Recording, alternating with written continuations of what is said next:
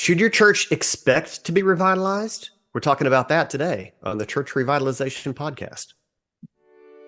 Hello, and welcome to the Church Revitalization Podcast, brought to you by the Malphurs Group team, where each week we tackle important, actionable topics to help churches thrive. And now, here's your hosts, Scott Ball and AJ Matthew. Welcome to the Church Revitalization Podcast. My name is Scott Ball. I'm joined by my friend and co-host, AJ Matthew. AJ, it is the Christmas season all around the world. We were just talking with a friend last week in Australia, and so it's Christmas for him, but it's summertime. And it's not winter Christmas. They have different Christmas. They have different Christmas. Yeah. Summer Christmas. Yeah, I was talking about that with my kids the other day, and they were like, my daughter said, in Australia, they celebrate Christmas in summertime. And I said, I want to be sure you understand this. It's not, they don't celebrate it in July or something. Like they celebrate it in the same month. It's the same day. But for them, it's summertime. We have lots of listeners south of the equator. So, shout out to India and Africa, Papua New Guinea, always coming in, listening. So, hey, there you go. Merry Happy summertime Christmas. In the summer. But given it that it's the Christmas season, we thought we would do something a little bit different on the podcast and talk about these sort of Advent topics that right now, I'm sure in a lot of your churches, you're lighting the Advent candles for hope and for peace and for joy and for love. And we thought that we would actually loop these things back into revitalization and kind of connect these two things. So it'll be a little bit of a different few weeks, but we hope that it encourages you as your mind is on Advent things and Christmas things right now, that this would encourage you in an inspirational way, but also some practical ways as well. So as you know, you probably maybe lit your first candle this past Sunday, and for this week, it's the candle of hope. And so I think what I'd like to do, AJ, is maybe before we hop into hope. That's a weird thing to say, hop into hope. Before we hop into hope, I think it's worth just pausing a little bit on this idea of Advent. And Advent really being, as all the pastors listening know, this idea of expectation. Obviously, going back and looking at the expectation of Jesus's initial birth, his birth, or his first coming, and then it's also a look forward in Advent, an expectation of his second coming. It's supposed to encourage us in this.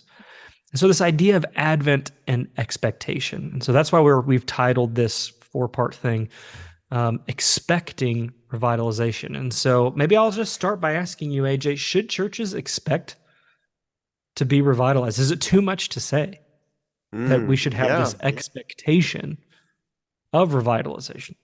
So the short answer is yes, but there's caveats, I suppose, to that we'll get into as we move through the episode.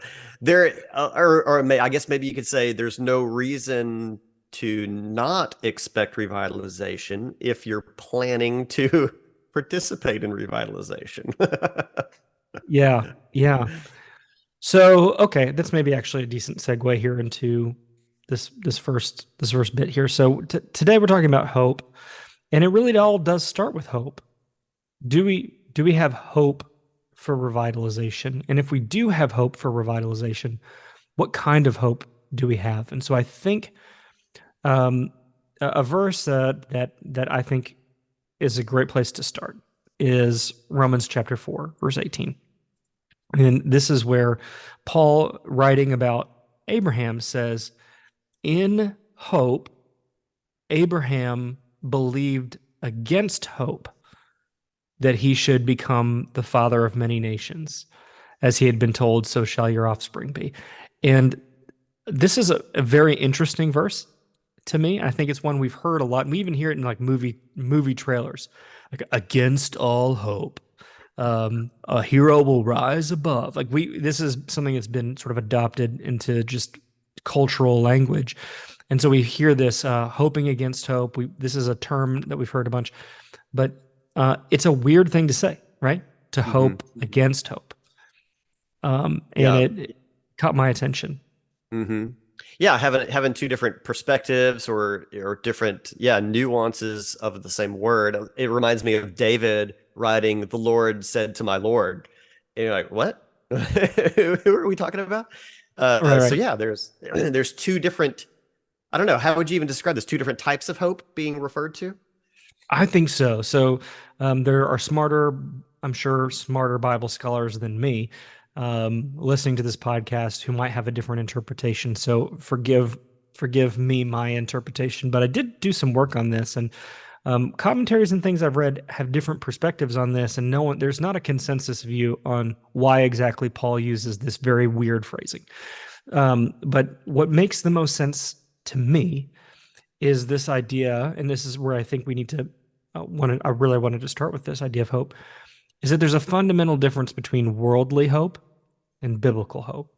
So I think what Paul is saying here is that in biblical hope, he believed against worldly hope that he should become the father of many nations. Because worldly hope, this is how I define it, worldly hope is something that you wish for, born from something that you want. Like it's man-made, manufactured, wishful thinking.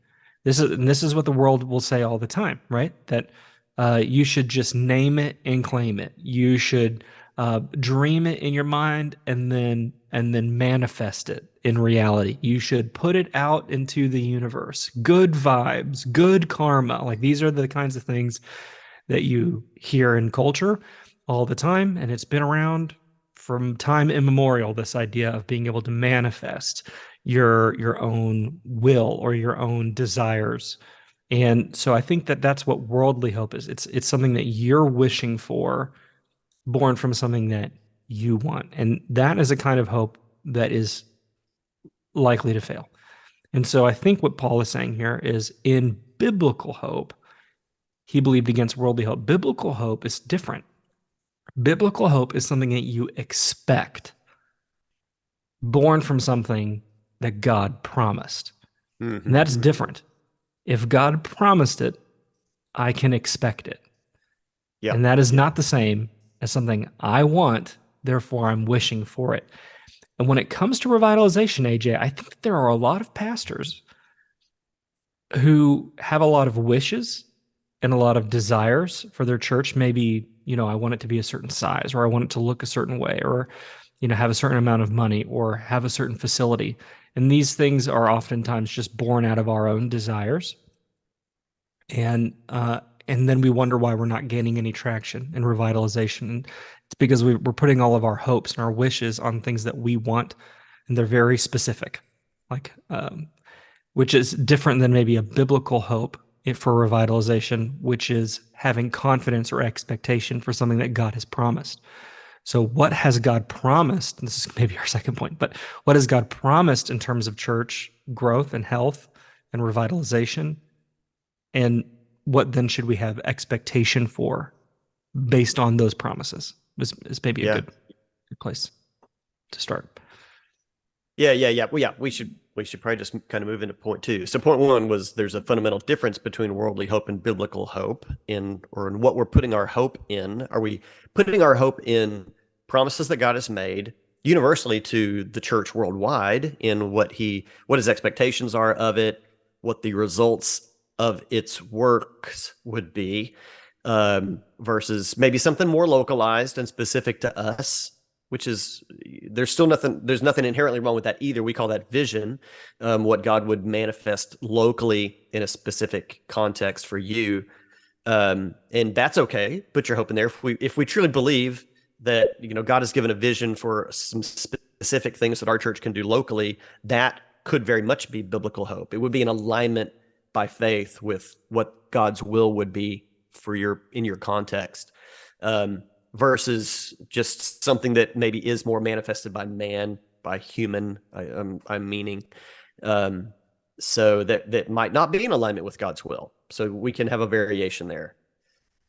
So now moving into point 2, recognizing God's promises for the church, which we'll also have to speak in nuance of global church again versus maybe local church, but there are some universal things that we can do. And even so, kind of thinking still in the revitalization context, Scott, we start with mission, aligning the church around the Great Commission, which we believe is the universal mission for the church.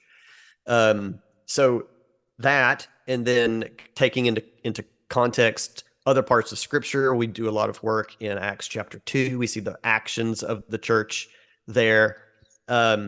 This begins to build the ballpark in which we operate, So it's not like 100% anything within the universe, anything within Scripture should we be focused on, or should we believe is the promise. We've got some guidelines. We got some stripes on the road or rails or whatever metaphor you want to use. So it's just not out there open for, infinite options. But we are told that the harvest is plentiful. So we begin to narrow in on, okay, there's some things that we should be focusing on in our revitalization efforts. The fact that the harvest is plentiful, but the workers are few is very much in line with the Great Commission. Right. And we would see the harvest, the quantity of the harvest shrinking if the Great Commission were at the heart of everything that we were focusing on, right? Right. And then this other passage, saying that the gates of hell will not prevail against the church, which I love from several episodes back, that you talked about it, the church being on offense, not on defense. That's an offensive position, not a defensive position. Hell is on defense. Hell's the one with the gates. We're the ones storming the gates. And Jesus said they won't prevail against the power. Really, he's saying the power of the church, powered by God. Hell has no defense that can hold that back.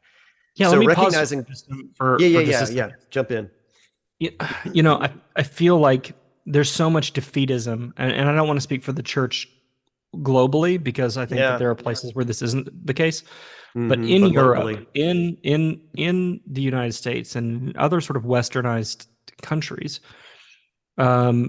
you have, I should say Western and westernized maybe, you have this feeling like the church is in decline. The church is on its heels. The church can't stand up to culture. The church can't do this, can't do that. And you have Jesus saying, the harvest is plentiful. What are you talking about? Like everywhere you turn, he says that the was it like, I'm not good at remembering this exactly, but the grains are white with whatever. Like the harvest is plentiful, like it's ready for harvest. The workers are few, and so, and that's a promise for a harvest of souls. That's what that is. If you would be diligent in raising up laborers, there will be a harvest of souls. Yeah. A lot of churches will look at that and go, wish it were so. But then you look under the hood and you look at the nitty gritty of what they're doing. And AJ, they're not discipling people. They're not raising up leaders. They don't have a process for that. They're just doing Sunday. They're just doing Sunday to Sunday. They're just cranking out sermon after sermon, and that's fine. I'm glad you're doing that, but you can't look at what you're doing and go, "Yeah, we're raising up laborers for the harvest." Yeah. And what you're saying about the gates of hell, yeah, nothing can stop the church when the church is on offense. But the church isn't playing offense. The church is playing defense. And so I guess what I'm trying to say is, look, we can't say God isn't making good on his promises when we aren't even trying to act in such a way that reflects the promises in the first place. We can't say, oh, well, Jesus said the harvest is plentiful, but I'm not seeing any new souls. Well, when's the last time you raised up a laborer and actually sent them into the harvest? Oh, Jesus said the gates of hell will not prevail against the church, but man, I'm not seeing that in my church. When's the last time you went on offense? Or are you just retreating back on Sundays? Yeah. You can't say God's not making good when you're not, when I look at your church and you don't look like a church that accepts that those promises are real. And so, sorry, I'm getting a little irritated. I guess I feel like this to me is the difference between hope. If you're just wishing for your church to grow, that's worldly hope. You can't just put that out into the universe and it's just going to happen. That's not how that works. Yeah. You have to look at what God's promises are, and then you have to go, oh, well, I should expect that things are going to be different if I go on offense. So then go on offense. Well, Jesus says the harvest is plentiful. Maybe I should send some laborers out there and expect then that there's going to be a harvest of souls if we actually send laborers out. But you can't get mad at God that he's not making good on his promises when you aren't reflecting back the thing that we say we hope in. Yeah, the focus a lot of times is on the deficiencies that the church has in either internal things or the external pressures that are against them. You know, oh, we're in a small town, or the economy is dying around us, or, you know, I mean, it's just nobody lives here anymore. They all moved, or there's, you name it. There's the gamut out there. And those things may be true. Those absolutely could be affecting things that are happening. But do we then retreat and take a defensive position? Like, we better just hold on to what we've got. That's what happens a lot of the times, instead of going on offense. Now, don't mistake that with the Church Revitalization Podcast guys said we should be offensive. No, because there's a lot of things in the culture. I mean offensive. I mean on offense. There's a lot of things in the culture that you could do that might just be seen as offensive, but playing offense in bringing the gospel to people, that's where it's at. Right. Which is maybe a good segue to our third point here. Yeah. Which is, you know, if we have confidence in God's promises, that's what hope is. Hope is an expectation that God is going to make good on the things that he promised. That's what biblical hope is. So if we have confidence in God's promises, it should change our behavior, which is, I guess, what I've already been kind of hinting at here. An analogy here, AJ, that I don't know how good of an analogy this is, but it's the best I could come up with. When I go to a restaurant and I order a hot meal, I have every confidence that that meal is going to come out hot. I start digging into that meal like that food's going to be hot, like I ordered it. I don't bring a microwave to the restaurant with me thinking I'm going to have to nuke this thing for it to, for it to be warm. I have full expectation that when I order the food. Now, a restaurant might fail me, but God will not. So I guess what I'm saying is, Chad Veach once said, faith builds what hope sees. And if your church is not acting in accordance with God's promises, like going on offense, like sending out laborers into the harvest, then you really, really can't get mad at God for not revitalizing your church. It's on you. And it evidences, it's an evidence of a lack of faith. You don't really believe in God's promises, because if you did, you would behave differently. When we believe something, we act on it. It's true in everything. When I hear something and I believe it, I act on that thing. I believe that my kid's school is out at 3:10. Therefore, I leave my house in time to pick them up on time. Does that make sense? Like when I believe something is true, I act in accordance with that truth. If I'm not acting in a particular way, it shows that I don't actually believe that that thing is true. And so when I see churches not sending out laborers, not going on offense, I have to wonder, do you actually believe that the harvest is plentiful? Do you actually believe that the gates of hell will not prevail against the church? And you might say, of course I do. Then why is your behavior not in accordance with that promise? Yeah. And I think it's more so a connection. I think it's making that connection. That's I think what becomes revelation for a lot of churches is like, wow. And that's becomes a point of repentance and as well. Like, man, we've not been acting this way. It's not that they didn't have the belief; it's that they didn't connect the necessary actions with it. So I don't want to totally shortchange anybody or offend anybody to say we believe. I think that's totally kind true. of do. If I'm being totally honest, I don't mind if I'm offending you, because we've all been guilty of this. We've all been guilty of saying that we believe something, and then our behavior evidences that we don't actually believe that.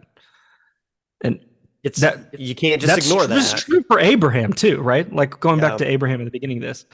Like, I love how Paul gives Abraham a lot of credit in Romans 4 and saying that his faith did not waver.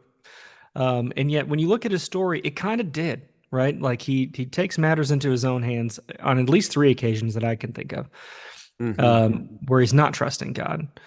And yet those moments where he's then confronted by God are moments for him to surrender an area of his life to the control of God that he was previously maybe unaware that he was not repentant. Does that make sense?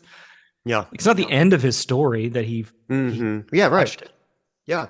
And so your church's journey, it's not like, oh, it's over now because we haven't been believing. Let this be. Maybe this is a moment for you where you're going, yeah, we haven't really been believing. And it's not that it was never there. I mean, it likely was there and strong in the beginning.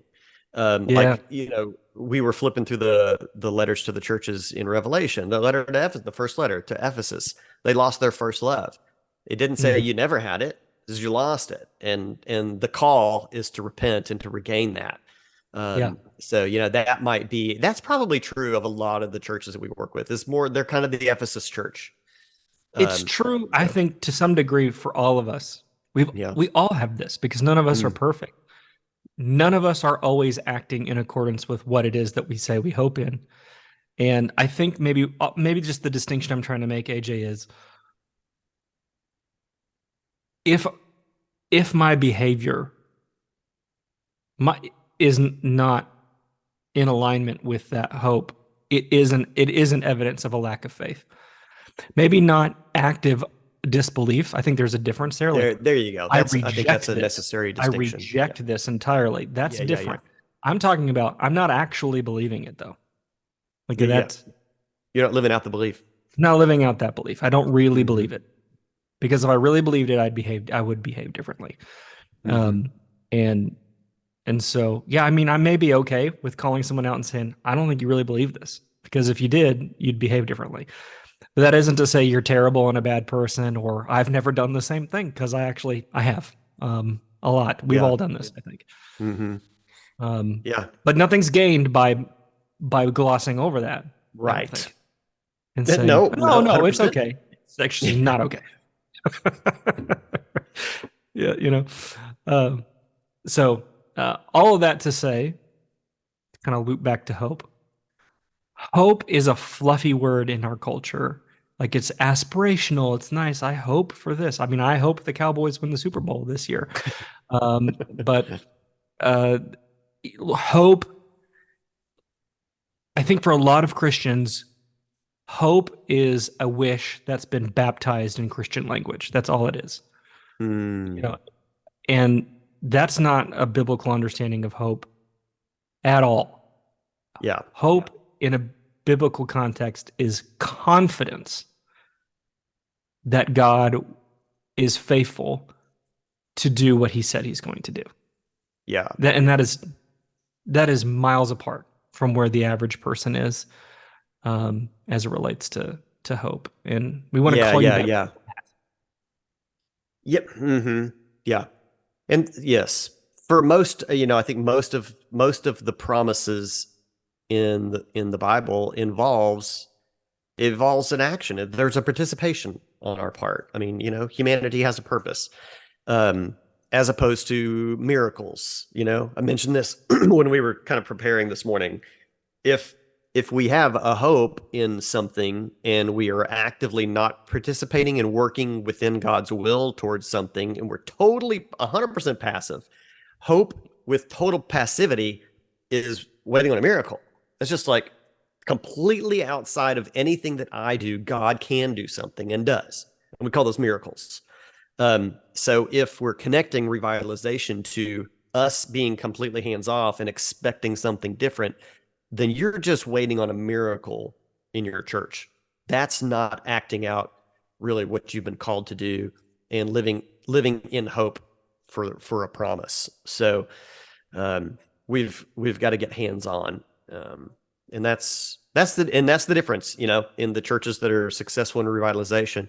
And success is a relative term, but those that actively participate and work within God's will towards that promise are the ones that find success, versus those that don't. They choose passivity or non-action or status quo action. Yep. So let us encourage you with this. I think maybe I got a little worked up. So you maybe thought, maybe you heard hope and you thought it would be like, oh, and to me, hope is a call to action. It's not. Yeah. It's not a call to wishes and dreams, and it's confidence. Like, it's confidence in what God said, and if you have confidence in that, act like it. Align your actions with it. Align your actions with what it is you have expectation for, and if that's the case, then for this first week, I think we can say you should be expecting revitalization, because God's made some promises that you can stand on. There you go. Quick point of correction: India is not in the southern hemisphere, Scott. They're didn't want to correct you. Oh, you should have corrected me earlier. Yeah, but I was like, maybe part of it is. No, it's what not. I thought was like, maybe there's a part like the southern tip or something. But in my brain, I was like, pretty sure all of Asia. That's what I thought. Yeah, that's what I thought. It was part, but no, it's not. So yeah. Sorry, didn't mean to offend. I didn't mean to be offensive towards India. You're in the northern hemisphere, and we're glad to have you.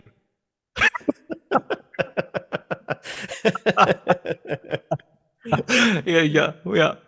Almost the whole world's population is in the northern hemisphere. A very small percentage. That's true. That's true. So yes. So there you go. Lift up our brothers and sisters in the southern hemisphere. Their numbers are few. We moved you to a whole new hemisphere today on the Church Revitalization Podcast. We started you down here and we moved you up here. Congratulations. Well, thanks for being with us on the first week of Advent, talking about hope. So, as you could guess, we'll be talking about love and peace and joy in the coming weeks, in not that order. Love, joy, not peace. Not that order. But this has been episode 168. So you can see today's show notes over at malphursgroup.com/168. And we hope that you do have hope, and that you are expecting, as we expect, the Christ coming for the second time, and in the beginning, how he was expected in his first coming. We want you to have that expectation for your church as well. That would be something awesome to see.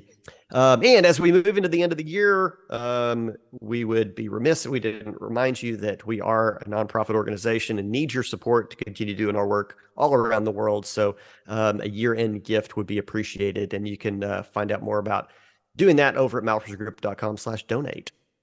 So thanks for being with us, and we'll see you again next week in love and talking about it. See ya.